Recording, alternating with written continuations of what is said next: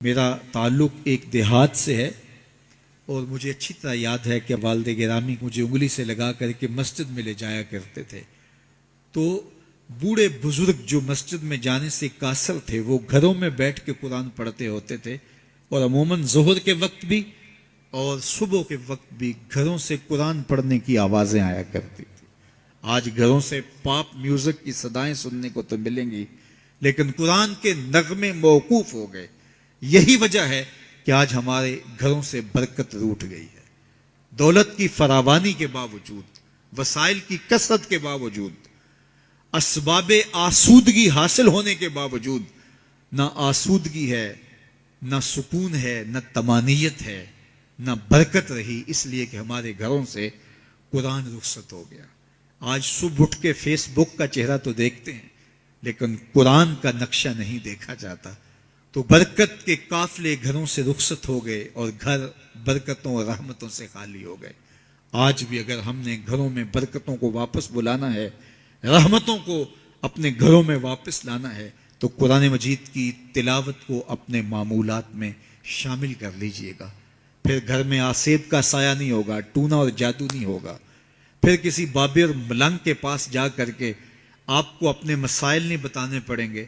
آپ کے گھر میں قرآن ہے، سارے دکھوں کا علاج اسی مرشد کے پاس ہے. ساری مصیبتیں اور ساری مشکلیں اور سارے مصائب اسی قرآن کے دامن سے دور ہوتے ہیں اور اسی قرآن سے وابستگی سے گھر میں برکتیں اترتی ہیں.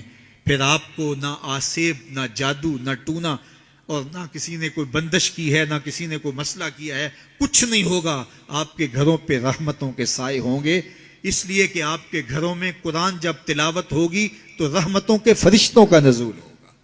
تو جب رحمتوں کے فرشتے تمہارے گھر میں اتریں گے تو پھر کوئی مصیبت، کوئی پریشانی، کوئی بندش، کوئی دکھ آپ کے گھروں میں نہیں ہوگا. اس لیے قرآن مجید کی تلاوت کو اپنے معمولات زندگی میں شامل کیجئے. دیکھیے یہ رمضان المبارک کا مبارک مہینہ اکثر گھروں کے اندر قرآن مجید کی تلاوت کا معمول رہا اور جو دن باقی ہیں ان ایام میں تلاوت کلام مجید کا معمول باقی رہے گا. تو اس کی برکتیں آپ اپنی آنکھوں سے دیکھ رہے ہیں. اور اگر یہ پورا سال ہمارے گھروں میں معمول باقی رہے، ہماری صبح کا آغاز ہی قرآن مجید کی تلاوت سے ہو، بیٹیاں بھی قرآن کھول کے صبح بیٹھ جائیں اور بیٹے بھی قرآن کھول کے بیٹھ جائیں، بوڑھے بھی قرآن کھول کے بیٹھ جائیں، جوان بھی قرآن کھول کے بیٹھ جائیں، تو مجھے بتائیے کہ کتنی رحمات اور کتنی برکات کا گھروں میں نزول ہو. تو اس لیے اپنے گھروں میں قرآن مجید کی تلاوت کے معمول کو کبھی بھی ترک نہ کیجیے. چاہے روز کے 2 صفحے پڑھیے، قرآن مجید کی تلاوت کے معمول کو باقی رکھیے.